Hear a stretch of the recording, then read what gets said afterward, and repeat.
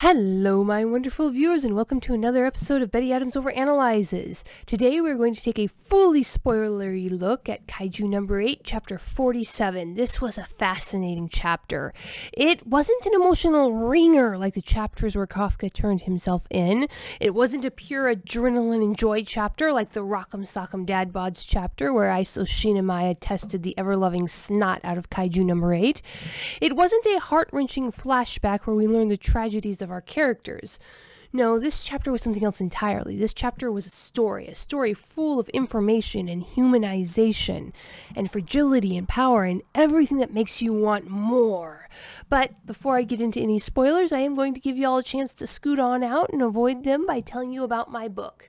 Now available on Indiegogo, Humans Are Weird, We Took a Vote. Second in a book of human absurdity, now going like Tokyo Afire after the First Division battle.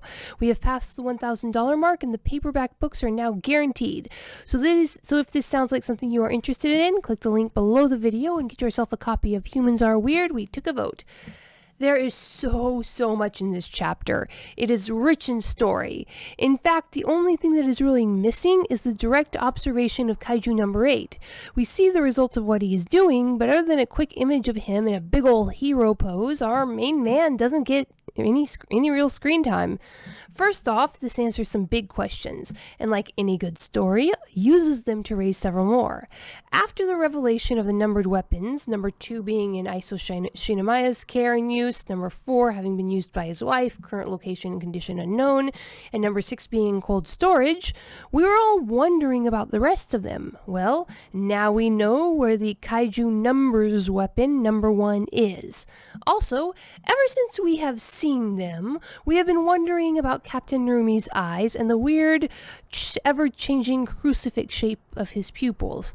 Everyone else had only extra eye rings in their irises, meaning that their muscles were enhanced, but Narumi's pupils actually changed shape when he went into combat. Well, we know now the reason behind that too, and what do you know? These two mysteries were connected.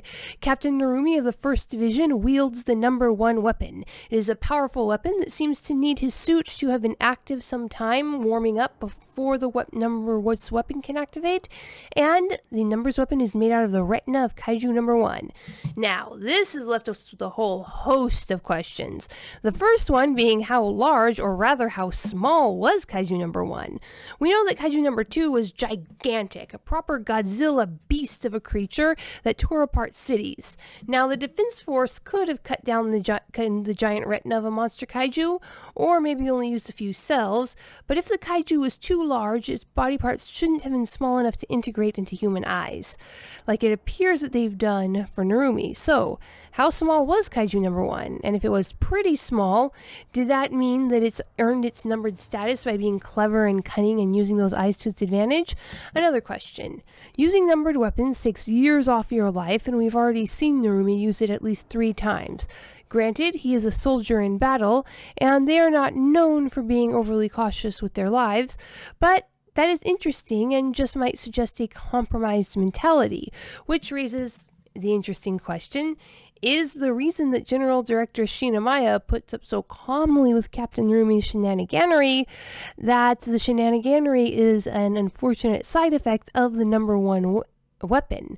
Maybe the number 1 weapon messes with your brain and mucks up your decision-making process. We've seen that Narumi has keen insight and a sharp brain, and he is wildly immature behavior. It needs an explanation, really. Is it due to the fact that he has a hyper-powered Kaiju weapon, the very first Kaiju numbered weapon made before the Defense Force understood the long-term effects of the numbered weapons, immediately next to his brain and seemingly permanently hooked up to it? So, who had the number 1 weapon before Narumi? What happened to them? How do they transfer the weapon from one wielder to another if, as it looks, it's implanted in their eyes somehow? How many wielders have there been? How long does your life last after you become wielder of weapon number 1? There are so many questions about this. And taking the analysis sideways, this chapter just humanizes the military high command. Now, this sounds like a minor world-building thing to mention, and in one sense it is, but it's done so rarely in manga like this, at least not to this level. We don't usually get to see the tension between the main character with the monster within, and the real practical reasons that the powers that be should fear that monster. General Director Shinomiya has proven that he is a friend to Kafka by this point. At least one of his goals is to keep Kafka alive, both because Kafka is a soldier under his care, and because Kafka is the friend of his daughter, whose death would hurt Kikoru terribly.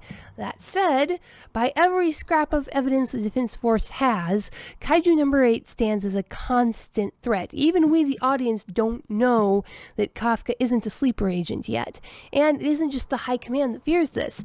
Kafka himself lives with this as a constant reality, and I don't doubt that at least part of the morale boost that gave him the courage to transform came from knowing that the Defense Force was ready to take him out if need be. He has as much as stated so in the last chapter.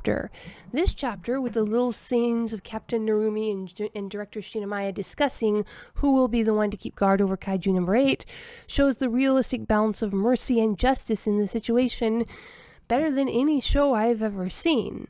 Can see how the supposedly irresponsible Captain Narumi is stepping up here. He can't just leave Kikoru to watch over Kaiju number 8 on her own, mostly because she's already injured from her scrap with Kaiju number 9, and as he says on screen, she is a rookie, but one imagines that partly at least it's because she shouldn't be faced with the task of murdering her best friend. Now, what was for me the only major plot twist in this chapter, let's talk about that now. This was a storytelling chapter that focused on telling the story well. We had questions, we got the answers we kind of expected. By the way, shout out to Pirate Hunter Anime, go check out his videos on it, who called out Narumi's eyes being kaiju eyes way back when we first met Captain Narumi. Like I said, despite the reoccurring text, resting shook expression, there was really nothing all that surprising in this chapter, except for the fact that Beta number 9 has free will and can act against orders from the other number 9. Now, the short version of what happened is that after the number 9 that Kaiju number 8 was fighting got destroyed and called the second Kaiju number 9, who he called Beta, over to fuse and restore his regeneration ability to put the beat down on number 8. Beta refused, not as I first suspected from being so pressed by Narumi that he couldn't escape in the moment.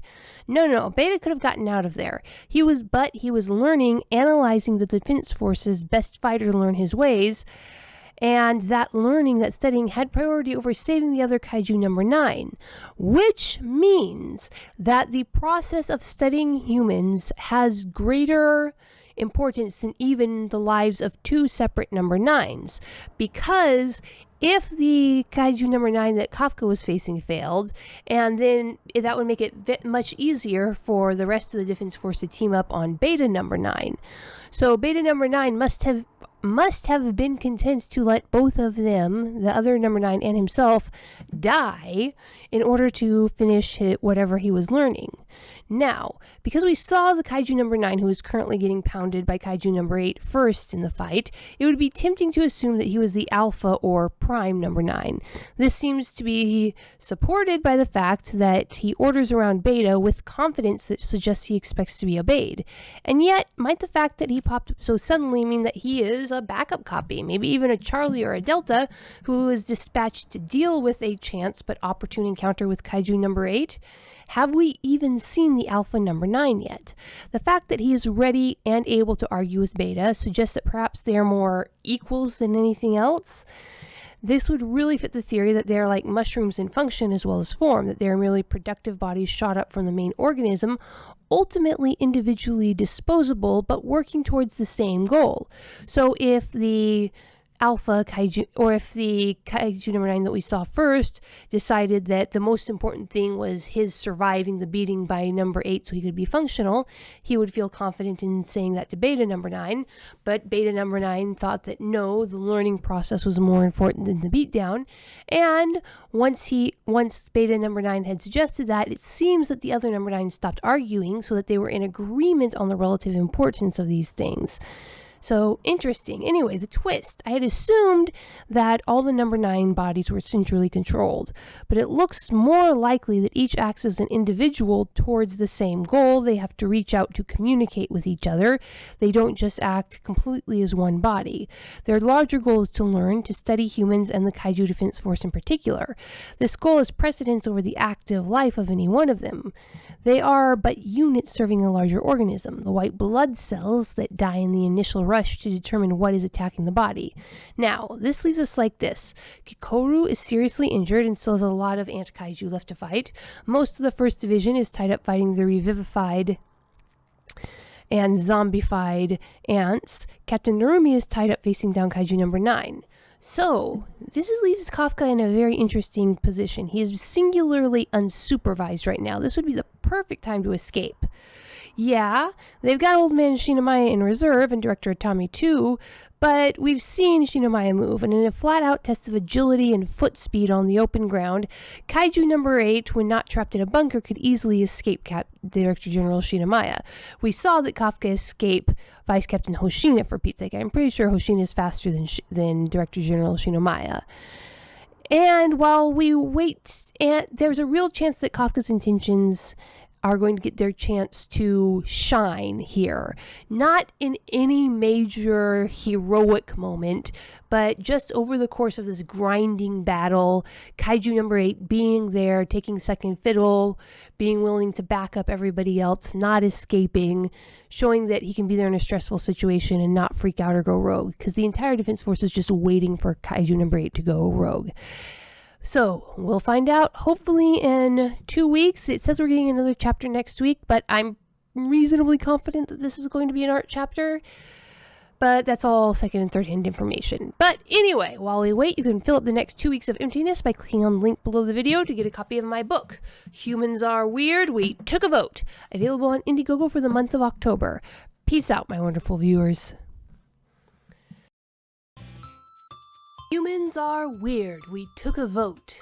Available on Indiegogo for the month of October 2020 and available for in demand through November.